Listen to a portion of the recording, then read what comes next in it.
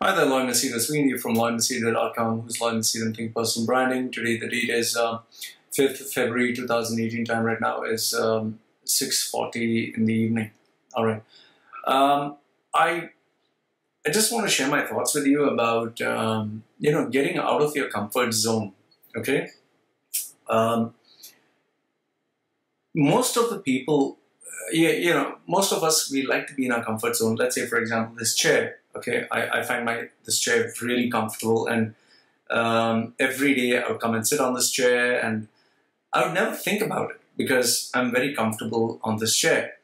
I have an iMac that is here. It makes it very comfortable for me to work. So, given that it's such a large screen, it really helps out. Okay, let me just put this on mute so it really messes up. Okay, given that I'm able to share my thoughts on such a large screen, so stuff is there, so it makes my life very easy. I have my iMac, wireless keyboard. I have, my trackpad. I have everything, which makes it very comfortable. I have my room that keeps it comfortable. I have air conditioning that keeps it comfortable. I have the house that keeps me comfortable. So in each and every way, I am very, very comfortable. Okay. Now, this is the case with every single human being. We like to be in our comfort zone. We like to be happy. We like to live a life whereby things are comfortable, to the point where sometimes I feel that we start getting lazy. And this is the dangerous thing. In fact, I read somewhere some time ago that scientists had this, these studies which you read from books.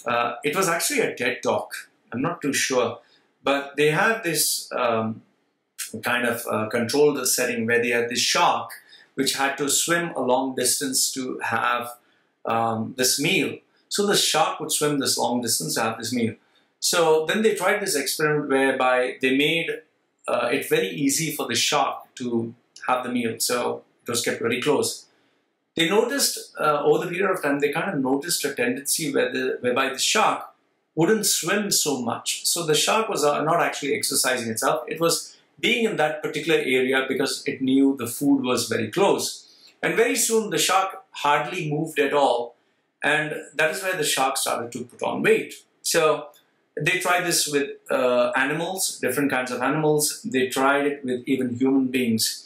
So there is a tendency for human beings, for animals of all sorts, if things get very easy, they tend to become lazy, they tend to put on weight, they stop exercising their muscles. I had the same problem with my chihuahuas, whereby every time I was giving it food, I mean, it was so happy to be just next to me, and whatever I was eating, I was feeding it. So not only me, I was putting on a lot of weight, my dog was also putting on a lot of weight, and we both started putting on a lot of weight.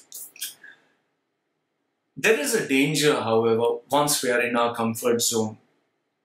We stop exercising those muscles that help us survive. We stop using our brains. We stop using our skill. We stop using our talent. And eventually there is wear and tear for not using. Let's say, for example, your vehicle. If you don't start your car engine for a very long time, you don't start your motorbike, you don't use your laptop or whatever machine that you have, and all of a sudden you start it and all those updates keep coming in, it crashes. It can't handle it. Let's say you've been a marathon runner, you stop running, and all of a sudden, even me, I used to run half marathons. I used to run 10 kilometers every single day. Today, if I start running even 100 meters, I would feel like a heart attack. I can collapse. So your muscles lose its strength, its elasticity. It's like I used to literally push with my legs 310 kilos. Today, even if I do, I think 30 kilos, I would not be able to do it.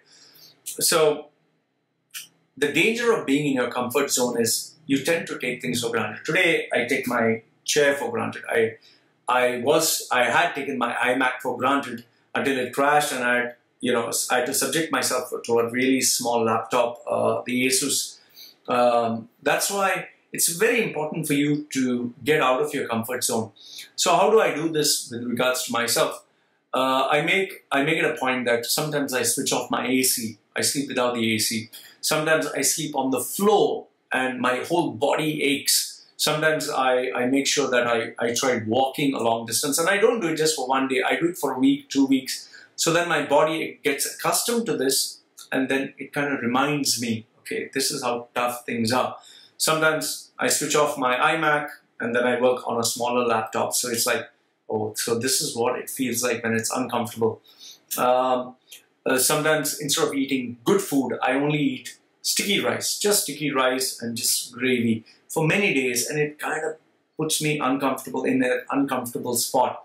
So the reason for doing this is it really tests your limits. It really pushes you. It makes you appreciate and realize the blessings that are there in your life, the things that you're taking for granted. How you can use this principle in terms of your life. Let's say you have a very comfortable job where you get up every day in the morning, you go to work, and you're taking your life for granted. You're just looking at positive things in the future. What I'd say is not resign from your job, but prepare your resume and start applying for jobs outside. See how many people respond to you. See what is the response you're getting.